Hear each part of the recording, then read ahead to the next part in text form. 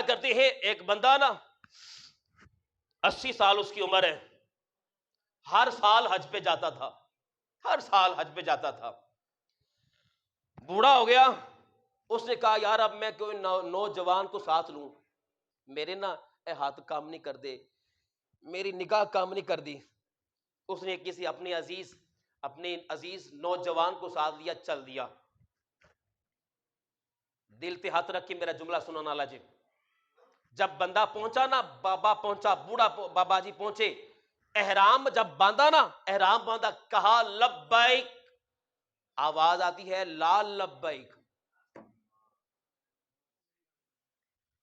لبیک آواز آتی ہے لا لبیک، مولا میں حاضر ہوں، آواز آتی ہے جا، اساں تیری حاضری قبول ہی نہیں کی تھی،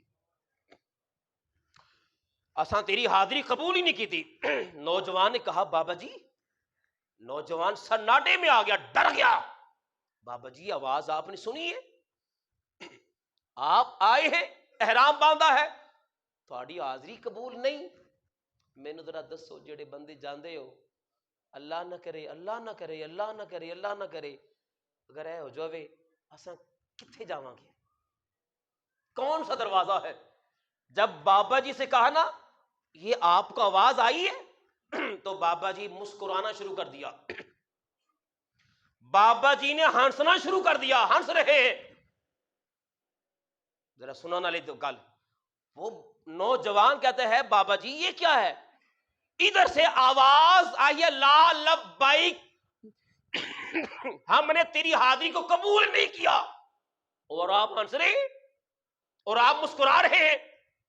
اب بابا جی گل سنو ذرا، بابا جی فرماتے ہیں بیٹا میں 70 سے 80 سال ہو گئے، میں ہر سال آتا ہوں، ہر سال میں یہی آواز سنتا ہوں، توجہ ذرا، میں ہر سال آتا ہوں، ہر سال میں یہی آواز سنتا ہوں، میں احرام باندھتا ہوں ہر سال، اور میں کہتا ہوں لبیک، آواز آتی ہے لا لبیک، میں کہتا ہوں مولا میں تیری بارگاہ میں حاضر ہوں، آواز آتی جا، تیری حاضری قبول ہی نہیں کی تھی۔ اب نوجوان کہتا ہے بابا جی سمجھ نہیں آئی، ہر سال آپ آتے رہے، ہر سال آپ کی حاضری قبول ہی نہیں ہے، تو پھر آندے کیوں سی؟ کیوں آتے تھے پھر آپ کو پتا ہے میں پھر جاؤں گا، آواز یہی آنی ہے لا لبیک، جا اساں تیری حاضری قبول نہیں کی تھی، بابا جی کیوں آندے سے؟ اب جب یہ کہا نا اس نوجوان نے، تو پھر بابے نے رونا شروع کر دیا،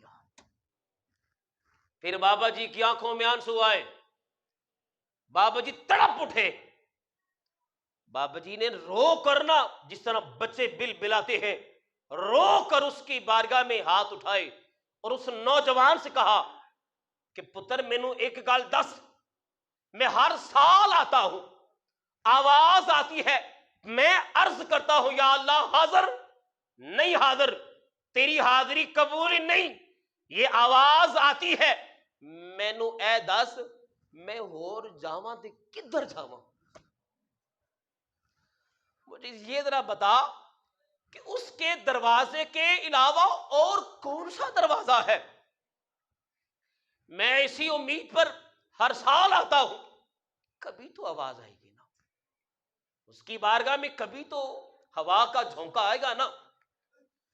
وہ بابا تڑپ اٹھا رو رہا ہے، وہ کہتا ہے میں اور کوئی دروازہ نہیں جے، اور کوئی دروازہ اس کائنات کے اندر نہیں ہے اس مالک لم یزل کے دروازے کے علاوہ۔